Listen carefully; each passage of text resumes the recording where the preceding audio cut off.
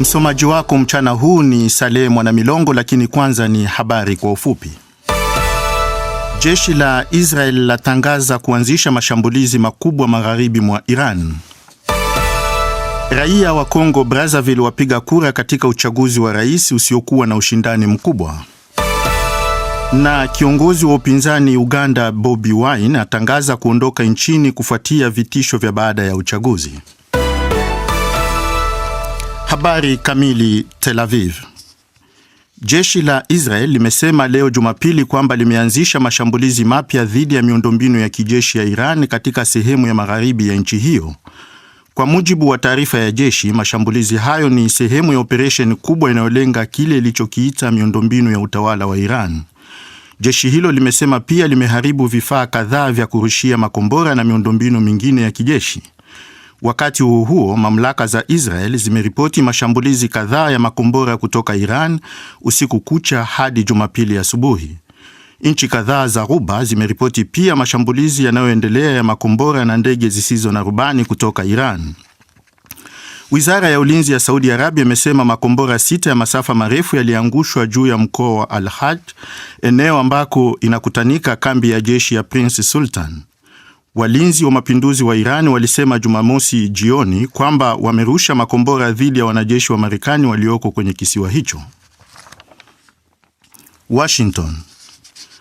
Rais wa Marekani Donald Trump ametishia kufanya mashambulizi mapya dhidi ya kituo kikubwa cha kusafirisha mafuta cha kisiwa cha Kharg nchini Iran, huku akihimiza nchi washirika kutuma meli za kijeshi kulinda mlango bahari wa Hormuz, njia muhimu ya usafirishaji wa mafuta duniani. Hatua hiyo inakuja wakati vita kati ya Israel na Iran vinavyoungwa mkono na Marekani vinaingia wiki ya 3. Donald Trump amesema mashambulizi ya Marekani tayari yameharibu sehemu kubwa ya miundombinu ya kisiwa hicho, na ameonya kuwa mashambulizi zaidi yanaweza kufanyika. Waziri wa mambo ya nje wa Iran Abbas Araghchi amesema Tehran itajibu mashambulizi yoyote yatakayolenga miundombinu yake ya nishati. Korea Kusini imesema Jumapili kwamba inachunguza kwa umakini wito wa rais wa Marekani Donald Trump kwa nchi washirika kutuma meli za kivita ili kuhakikisha usalama wa usafirishaji mafuta kupitia mlango bahari wa Hormuz. Vita hivyo vimesababisha wasiwasi mkubwa katika soko la nishati duniani kwa sababu karibu 20% ya mafuta ya dunia hupita katika mlango bahari wa Hormuz. Islamabad. Mvutano wa kijeshi unaendelea kati ya Pakistan na Afghanistan baada ya Islamabad kusema kuwa jeshi lake limefanya mashambulizi dhidi ya vituo vya kijeshi na maficho ya wanamgambo kusini mwa Afghanistan. Kwa mujibu wa vyanzo vya usalama, mashambulizi hayo ililenga miundombinu ya kijeshi na ghala ya vifaa katika mji wa Kandahar, ambapo pia ni ngome ya kiongozi mkuu wa Taliban Habibullah Akhundzada.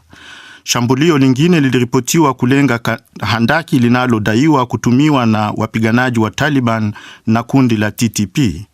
Wakazi wa Kandahar wamesema waliona ndege za kijeshi angani na kusikia milipuko usiku. Serikali ya Taliban kupitia msemaji wake Zabihullah Mujahid imesema mashambulizi hayo yalisababisha uharibifu mdogo katika kituo cha kuwasaidia waraibu wa dawa.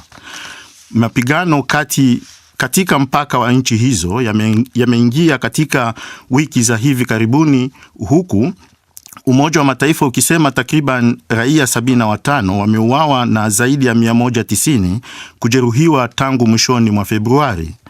Unaendelea kusikiliza taarifa hii ya habari za ulimwengu inayokujia kutoka DW mjini Bonn. Brazzaville. Wananchi wa Jamhuri ya Kongo Brazzaville wanapiga kura leo Jumapili kumchagua rais mpya, huku rais wa sasa Denis Sassou Nguesso akigombea muhula wa 5 mfululizo.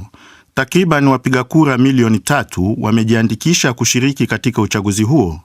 Hata hivyo, hali ya uchaguzi inaonekana tulivu, hasa miongoni mwa vijana wengi ambao wanaamini kuwa rais huyo wa muda mrefu ataendelea kushinda. Vyama kadhaa vya upinzani pia vimetangaza kususia uchaguzi huo, vikidai kuwa hauko huru na wa haki. Kwa mujibu wa wachambuzi, wagombea 6 wanaoshindana na Denis Sassou Nguesso hawana uwezo mkubwa wa kumzuia kuendelea kubaki madarakani. Rais huyo amekuwa madarakani kwa jumla ya miaka 42. Uchaguzi huu unafanyika wakati nchi hiyo yenye utajiri wa mafuta inakabiliwa na madeni makubwa ya kimataifa na ukosefu mkubwa wa ajira kwa vijana. Zaidi ya nusu ya wananchi wa Jamhuri ya Kongo wanaishi katika umaskini. Na hatimaye Kampala. Kiongozi wa upinzani nchini Uganda Bobi Wine ametangaza kuwa ameondoka nchini humo baada ya kujificha kwa karibu ya miezi miwili tangu kumalizika kwa uchaguzi wa rais uliofanyika Januari. Katika video iliyochapishwa kwenye mtandao wa kijamii wa X, Bobi Wine ambaye jina lake halisi ni Robert Kyagulanyi amesema amelazimika kuikimbia Uganda kwa muda kwa sababu ya vitisho vya usalama baada ya uchaguzi huo. Hata hivyo hakufahamisha mahala alipo. Na huo ndio mwisho wa taarifa hii ya habari za dunia iliyokujia kutoka hapa DW Kiswahili ikikutangazia kutoka mjini Bonn. DW Afrika wiki hii. Miongoni mwa yaliyomo kwenye Afrika wiki hii, mvua kubwa zinazoendelea kushuhudiwa Afrika Mashariki zimesababisha madhara makubwa nchini Kenya. Bado ilisingira mpaka boma, mpaka kila kitu imesingira, hata choo zote zimejaa maji.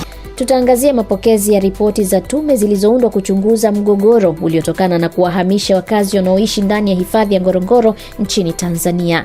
Na huko Kongo tulipokea ripoti kuhusu mashambulizi ya droni yaliyowaua watu 3 akiwemo mfanyakazi wa shirika la Umoja wa Mataifa la kuwahudumia watoto UNICEF. Kwa hayo na mengine mengi, ungana nami Angela Mdungu katika makala ya Afrika wiki hii.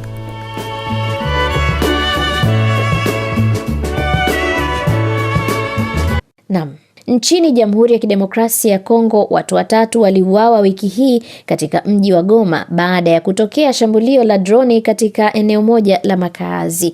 Shambulio hilo limezusha taharuki kwenye mji huo mkuu wa jimbo la Kivu Kaskazini ambao tangu Januari mwaka jana unashikiliwa na waasi wa AFC M23. Kutoka Goma, mwandishi wetu Benjamin Kasembe alituandalia taarifa hii. Shambulio hilo la droni lilitokea wakati watu wengi wakiwa bado wamelala. Taarifa za awali zinasema limewaua watu 3 akiwemo mfanyakazi wa shirika la Umoja wa Mataifa la kuwahudumia watoto UNICEF na kusababisha uharibifu mkubwa wa nyumba za wakazi. Mashuhuda wamesimulia jinsi milipuko 3 ilivyosikika karibu na nyumba ya Bi Olive Lembe, mke wa aliyekuwa rais wa zamani wa Kongo Joseph Kabila, na pia ofisi kuu ya ujumbe wa Umoja wa Mataifa wa kulinda amani nchini Kongo MONUSCO. Tulisikia tu usiku ule mtetemeko na sasa tuko vile kitu hatuko kwa nyumba, tusikia mlio inalia karibu ya mwingine.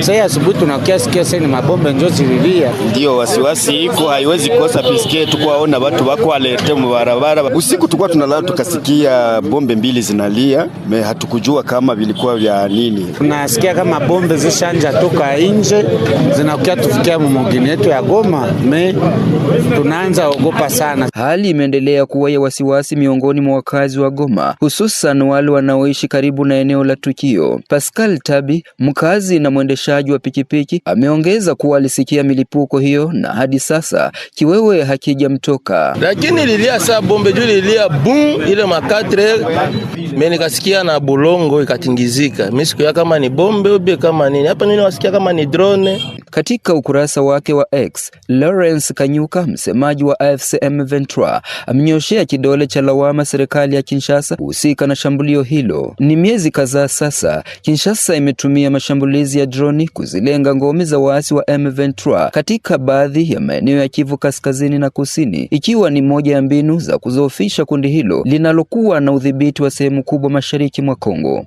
Jumuiya ya Afrika Mashariki inakabiliwa na upungufu mkubwa wa fedha. Ni nchi 2 tu kati ya 8 kwenye jumuiya hiyo ndizo zinazoelezwa kulipa kikamilifu michango yao ya mwaka. Taasisi muhimu za jumuiya hiyo kama mahakama na bunge zinakabiliwa na hatari ya kushindwa kuendesha shughuli zake kutokana na uhaba wa fedha. Viongozi wa jumuiya hiyo wamewahi kukiri mara kadhaa kucheleweshwa ama kutokutolewa kabisa kwa michango kutoka kwa baadhi ya nchi wanachama, japo kumekuwa na kigugumizi cha kuzitaja moja kwa moja nchi ambazo hazikutoa michango yao. Katika mkutano wa wakuu wa nchi za Jumuiya ya Afrika Mashariki uliofanyika wiki hii jijini Arusha, Rais wa Kenya William Ruto alitangaza mipango kadhaa ya kuinusuru jumuiya na hali ya uhaba wa fedha.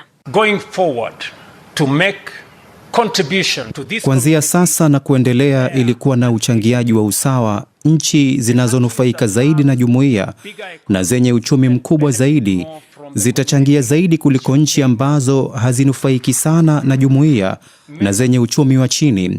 Na vile mishahara ya wabunge wa bunge la Jumuiya ya Afrika Mashariki, ambayo huchukua karibu 30% ya bajeti ya jumuiya, sasa italipwa na nchi zao. Marais hao wa nchi 8 pia wamefikia makubaliano kwamba nchi zinazodaiwa michango katika jumuiya zimesamehewa madeni kwa 50% na kiasi kingine cha 50% kinatakiwa kulipwa ndani ya kipindi cha miaka 2. Katika kikao hicho, katibu mkuu wa jumuiya hiyo aliyemaliza muda wake Veronica Nduva alisema kwamba I assumed office at a delicate time when the EAC was facing institutional credibility challenges. Nilipoingia madarakani, nilikuta Jumuiya ya Afrika Mashariki inakabiliwa na changamoto za kiuchumi, uaminifu wa taasisi na upungufu wa rasilimali watu. Niliweka vipaumbele vyangu katika kuimarisha uthabiti wa taasisi na kuiweka upya jumuiya inayowafikisha watu katika kitovu cha maendeleo.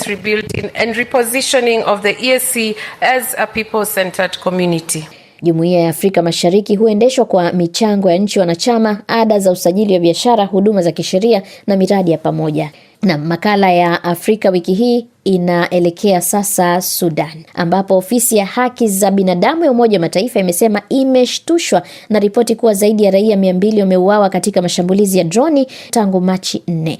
Ofisi hiyo imeyalaani mashambulizi hayo na imesisitiza kuwa sheria ya kimataifa inapiga marufuku kuwalenga raia au kufanya mashambulizi yasiyobagua. Mashambulizi hayo yamekosolewa pia na Katibu Mkuu wa Umoja wa Mataifa Antonio Guterres kupitia msemaji wake Stefan Dujarric. Huko Kordofan Kusini, chama cha madaktari wa Sudan kimetuambia kuwa mashambulizi kwenye eneo la Diling yamesababisha vifo vya raia 7 akiwemo mtoto mmoja. Kwingineko, vyanzo vya ndani vinasema watu kadhaa walijeruhiwa Jumatatu baada ya shambulio la droni dhidi ya gari lililokuwa katika eneo la Kordofan. Miundombinu muhimu imeathiriwa, ikiwemo kituo kikubwa cha kuzalisha umeme nchini Sudan cha Dabakir kwenye eneo la White Nile. Hilo lilisababisha umeme kukatika kwenye baadhi ya maeneo. Sisi na washirika wetu tunaelekea kutoa misaada panapowezekana. Licha ya ugumu wa kuyafikia maeneo hayo, kwa mwezi Januari, mashirika ya misaada yaliweza kuwafikia watu milioni 2.6 kati ya milioni 20 tunaokusudia kuwafikia kote Sudan.